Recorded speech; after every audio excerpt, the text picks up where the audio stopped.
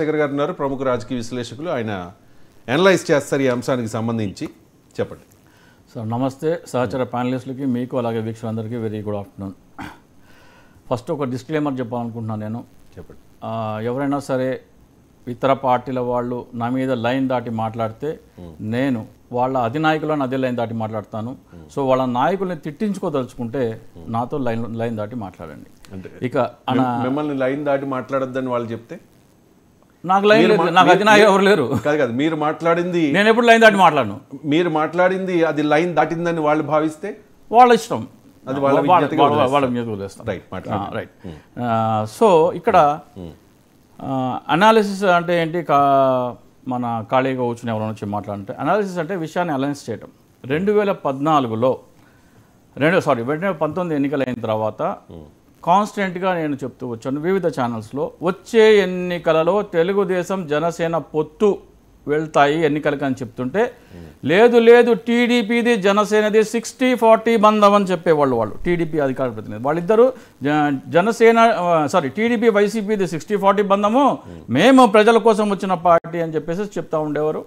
ఆ రోజే నేను చెప్పాను, నేను వచ్చే ఎన్నికలకి వీళ్ళు వెళ్ళిపోతున్నారు. 2019 ఎన్నికల విషయంలో ఏం జరిగిందంటే, వాళ్ళు విపక్ష ఓటు చీల్చడానికి మాత్రమే విడిగా పోటీ చేశారు.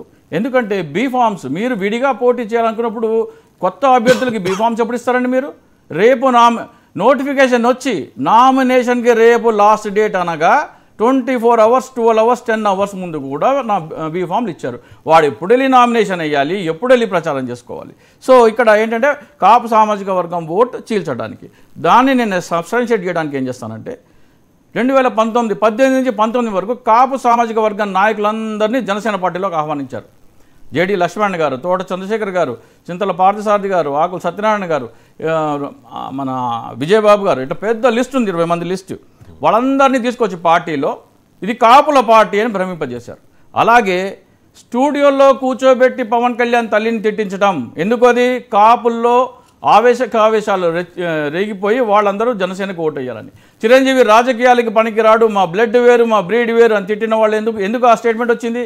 కాపులందరూ జనసేనకు ఓటు వేయాలని. అలాగే పవన్ కళ్యాణ్ చుట్టూ ఉండే వాళ్ళందరూ అలాగా జనం సంకర జాతి జనం అని ఎందుకు అన్నారంటే, కాపులందరూ పవన్ కళ్యాణ్ వెనకాల నిలబడ్డారు. ఎందుకంటే ముద్రగడ పద్మనాభం గారికి ఇచ్చిన ట్రీట్మెంట్ చూసిన తర్వాత కాపులందరూ ఆయన వెనకాల నిలబడితే, పవన్ కళ్యాణ్ కూడా అదే ట్రీట్మెంట్ ఇస్తే కాపులందరూ ఆయనకు ఓటేస్తారని చెప్పేసి వ్యూహాత్మకంగా స్టూడియోలో కూర్చోబెట్టుకుని తల్లిని తిట్టించి కాపుల్లో ఆవేశాలు రెచ్చగొట్టి ఓటు చీల్చే ప్రక్రియగా దీన్ని మనం చూడాలి. దీన్ని నేను ఎలా సబ్స్టాన్షియేట్ చేస్తానంటే, తల్లిని తిట్టిన పార్టీ నాయకుడి ఇంట్లోకి ఎన్నికల నెలకే కృష్ణానది వరద నీరు వస్తే, ఆ చంద్రబాబు నాయుడు ఇంట్లోకి వరద నీళ్ళు వెళ్తే పవన్ కళ్యాణ్ విలవిల్లాడిపోయాడు. ఒక మాజీ ముఖ్యమంత్రి ఇంట్లోకి వరద నీరు వెళ్ళిపోతున్నారు, ఏం చేద్దాం అనుకుంటున్నారు? ఆయన ఇంటిని ముంచేద్దాం అనుకుంటున్నారు అన్నారు.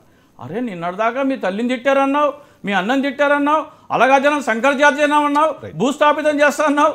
కేవలం ఒక్క నెలలోనే చంద్రబాబు నాయుడు మీద అంత సానుభూతి వచ్చేసింది.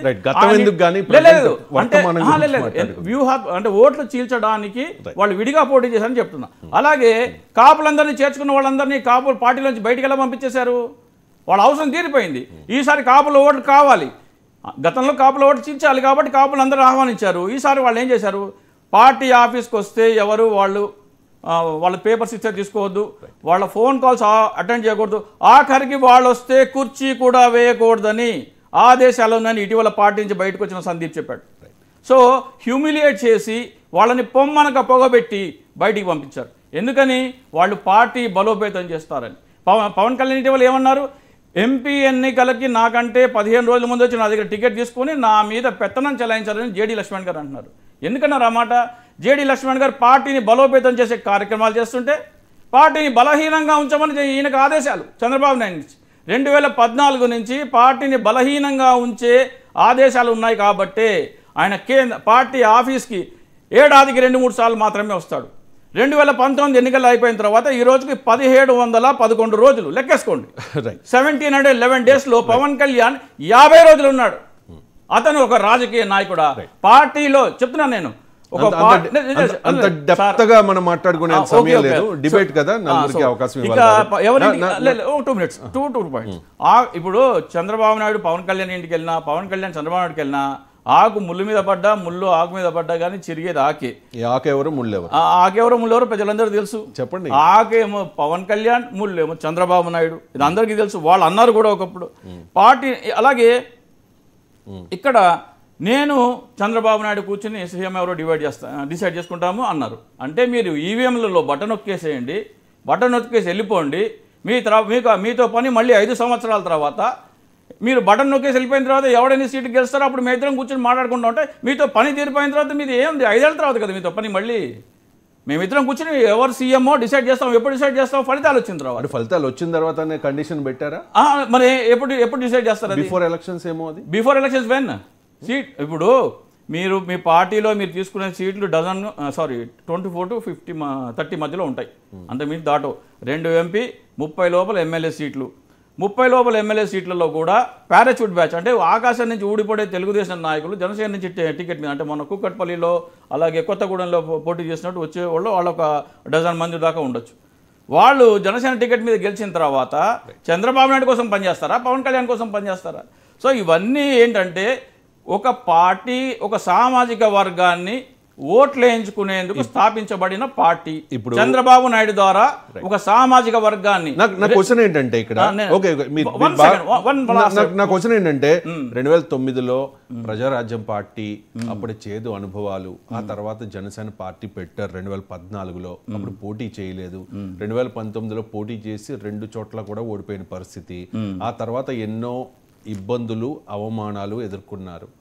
ఇంత జరిగిన తర్వాత కూడా ఇప్పటికీ కూడా ఎవరో మోసం చేస్తూ ఉన్నారు అంటే చూస్తూ ఊరుకునేంత అమాయకుడా పవన్ కళ్యాణ్ అని అడుగుతున్నాను. పవన్ కళ్యాణ్ పార్టీ పవన్ కళ్యాణ్ది కాదు, ఫస్ట్ పార్టీ పెట్టించబడింది. కాపు సామాజిక వర్గాన్ని అవసరమైనప్పుడు తనకు అనుకూలంగా, తనకు రావనుకున్నప్పుడు జనసేనకు ఓట్లు వేయించుకునేందుకు స్థాపించిన పార్టీ. నేను చూస్తున్న పవన్ కళ్యాణ్ నడవడిక, వ్యవహార శైలి, స్టేట్మెంట్లు ప్రతి ఒక్కటి నిశ్చితంగా మీకు గమనిస్తే అది పవన్ కళ్యాణ్ కేవలం జనసేన పార్టీకి అధ్యక్షుడు కాదు, బినామీ మాత్రమే. ఆయనకి కలిగే ప్రయోజనం ఏంటి దీని ద్వారా? డబ్బు ఎందుకు? డబ్బు సినిమాలో ఎన్ని చేస్తే ఎంతో 2019 నుంచి 5 సంవత్సరాలు ఎన్ని సినిమాలు చేశారు? ఎంత వచ్చి ఉంటుంది? ఒక 200-300 crores వచ్చి ఉంటుంది. ఇప్పుడు ఆయన నేను బ్రాండ్ అంబాసిడర్, పాలిటిక్స్ లో అంతకు మించిన ప్యాకేజ్ వచ్చేది. అంతకు 10 ఉంటుంది. అంతకు 10 ఉంటుంది. ఏం మాట్లాడుతున్నారు? అంతకు 10 ఉంటుంది. ఆయన డబ్బు కావాలంటే వేరే వేరే మార్గాల్లో ఆయన సంపాదించుకోగలరు. ఇంత రాదండి. ఇది ఎక్కడ ఇంత రాదు. ఆయన ఏమంటారు? నేను ప్రోడక్ట్స్ కి బ్రాండ్ అంబాసిడర్ గా ఉన్నాను అంటారు. ఒక పొలిటికల్ పార్టీకి బ్రాండ్ అంబాసిడర్ గా ఉంటే ప్రోడక్ట్ కి బ్రాండ్ అంబాసిడర్ గా ఉన్నదానికి దీనికి ఆ కిక్కే వేరు.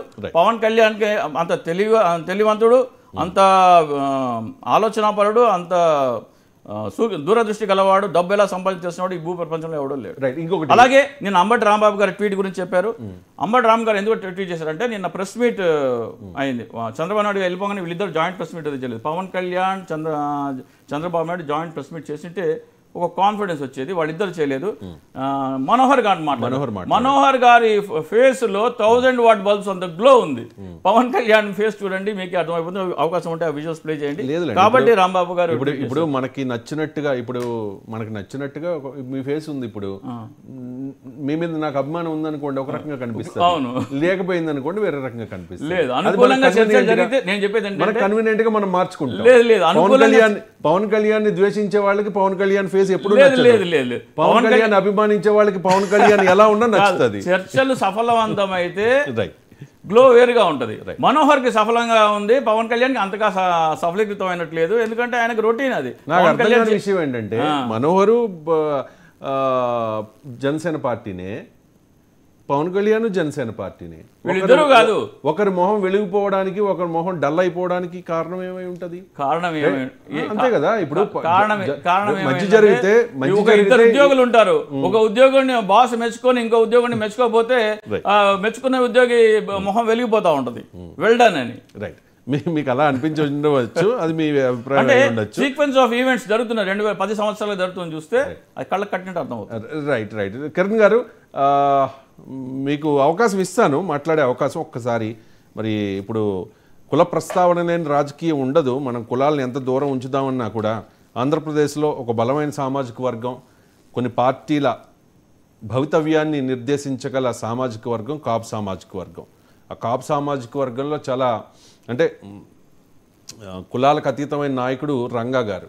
ఒకవేళ రంగా గారు బతుకుంటే కనుక ఈ రోజున రాజకీయం వేరే రకంగా ఉండేదని అందరూ నిర్వివాదాంశం, అది అందరూ ఒప్పుకునేదే. అలాంటి రాధా రంగా మిత్రమండలి చారిటబుల్ ట్రస్ట్ అధ్యక్షులు, అలాగే కాపు నాయకులు కాళ్ళపాలెం బుజ్జి గారు కూడా మన డిబేట్లో కనెక్ట్ అయి ఉన్నారు. బుజ్జి గారు, మీ అభిప్రాయం ఏంటి? నిన్నటి భేటీ తర్వాత మీకేమనిపించింది?